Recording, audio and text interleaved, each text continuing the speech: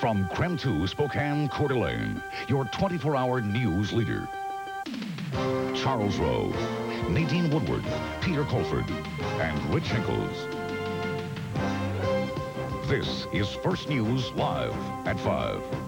The Pentagon announces all U.S. and allied troops will be out of northern Iraq within 3 days. Good evening, everybody. I'm Laurine. Nadine Woodward has the evening off. And I'm Charles Rowe. Here's what's new at 5. That announcement from Pentagon spokesman Pete Williams. Starting today, U.S. troops that had been stationed in northern Iraq to protect Kurdish refugees will begin leaving that area. Some will be heading home, but most will move to the eastern Turkish border.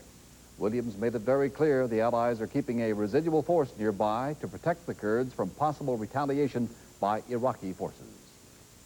The combined task force will maintain an appropriate level of air and ground forces in the region to see to it that the conditions which caused the Kurds and other refugees to flee from their homes do not recur, and to make certain that Iraq complies with the UN Security Council resolution that has to do with the refugees. U.S. officials say they've already chosen more than 100 potential targets in the event the U.S. must resume military action against Iraq. Recent reports out of Iraq claim Saddam Hussein is waging a campaign of executions to protect himself from coup attempts. After 13 years as head of the Los Angeles Police Department, it appears tonight that Daryl Gates will be making plans to step down. The LA police chief says he will not resign, but he is considering retiring from his post around the first of the year. Gates has been under heavy pressure to quit ever since the videotaped beating of motorist Rodney King was shown on national television. Earlier this week, a commission investigating the King beating recommended that Daryl Gates resign for the good of the department. The U.S. Court of Appeals has upheld the drug conviction of former Washington, D.C. Mayor Marion Barry. Barry was convicted last summer of one misdemeanor count of cocaine possession. He's been free pending his appeal. However, the court did order Barry's 6-month prison sentence be reviewed. So that means the sentence will go back to U.S. District Court Judge Thomas Jackson for reconsideration. Barry, who left office last January, is not commenting on today's court decision. And Oregon Senator Mark Hatfield has released his financial disclosure statement for 1990. Hatfield is already the focus of a Senate ethics investigation, and this latest disclosure may raise even more questions about just who's giving Hatfield donations and why. Tom Ackerman has the latest from our Washington, D.C. newsroom. Former Republican Congressman John Dellenbach of Medford has been one of Mark Hatfield's closest friends for decades. He's also been the senator's financial angel. In the 80s, Dellenbach and his wife loaned the Hatfields more than $250,000. Since then, Dellenbach has canceled or forgiven more than $75,000 of the principal and interest.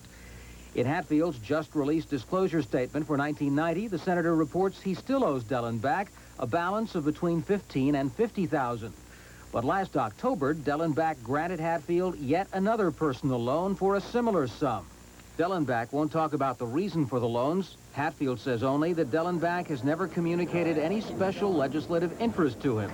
But lobbyists here at the Dellenbach Center, the new headquarters of the Christian College Coalition, say that Dellenbach, then their president, did take part in a 1987 lobbying meeting with Hatfield about aid to church-connected schools. Hatfield calls Dellenbach a good friend, the same description he uses for former University of South Carolina President James Holderman. It was Holderman who gave the senator $9,000 in gifts like this glass sculpture during a time when that university reaped millions in federal grants from the Senate committee Hatfield then chaired. Holderman has pleaded guilty to unrelated criminal charges, but he's believed to be talking to federal authorities as part of a plea agreement. Meanwhile, Hatfield reports he and his wife took another university-paid trip to South Carolina last April. The university paid him another $2,000 for giving a speech. Since then, Hatfield has announced he stopped accepting honoraria and gifts. In Washington, D.C., Tom Ackerman, KREM 2 News. In addition to that Senate Ethics Committee investigation, a federal grand jury is now examining the records of a scholarship Senator Hatfield's son received from the University of South Carolina. Well, what a way to end the work week. Another hot day today. Indeed. Peter Colford's in the weather. The air conditioner not working in there, Peter? No, they took the insulation out of the ceiling. It's hot. Very hot. As a matter of fact, just about anybody anywhere is hot at this point in the game. Temperatures outside coming up close to the highs for the year so far. A forecast for this evening, not quite as cool as it's been. Look for a temperature to dip down to right about 60 degrees, so still reasonably comfortable, but certainly above those deliciously cool low 50s we've seen so much about. I'll tell you more about the weekend and some changes in store coming up a little bit later on. Thank goodness the air is working in here. No kidding. Still ahead on First News Live, it may look great on water, but what do you do with an aging steamboat? We'll find out how the residents of Lewiston, Idaho are dealing with that dilemma. And 3 men are found guilty of murdering a Texas lawman. The irrefutable evidence, a videotape of the killing. Diet Cola. Diet Cola. What's it like to break the mold?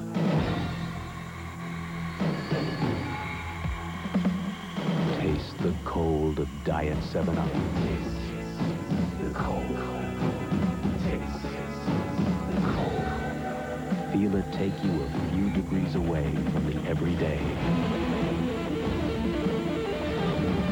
Diet 7-Up with NutraSweet. Break the ice.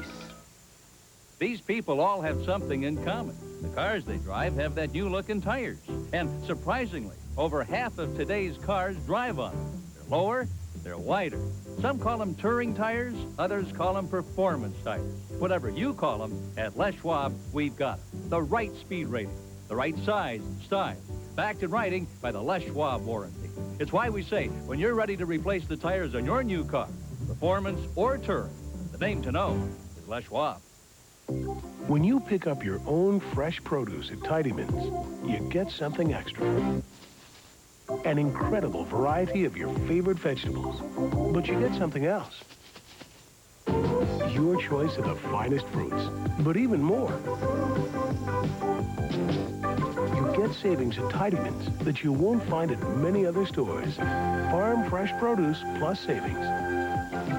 And that's a nice extra. On tonight's top story at 6, a source of fun or fatalities. Jet skis and ATVs are being blamed for thousands of deaths, but the big toys are more popular than ever before. What's being done to protect your summer safety? We'll tell you about a new push to licensed drivers on our top story at 6. It's Spud-tacular. It's taterific. It's this year's Peter's Garden t-shirt, and it's all yours when you send $7 check or money order to KREM TV. Peter's Garden shirt, Post Office Box 8346, Spokane, Washington 99203. Order yours today. The Idaho State Historical Society is trying to figure out whether the idea of a nautical museum will float. They already own a boat in Lewiston that would house the museum, and as Tom Grant reports, it's called the Gene, Idaho's largest and most interesting maritime artifact.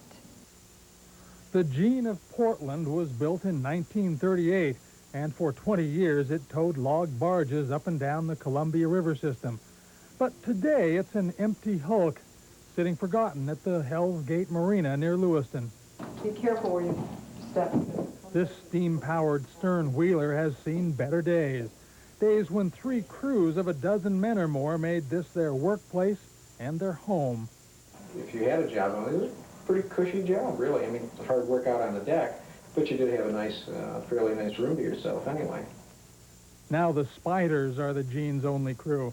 Its twin paddle wheels have been cut off at the spokes, and its dreams of attracting crowds of tourists have rusted and fallen apart. Just didn't seem to have enough interest, and the group finally gave up doing this. They didn't get enough volunteers to come down and open up on a regular schedule. Private groups tried to make it a dinner theater, then a community hall. But when they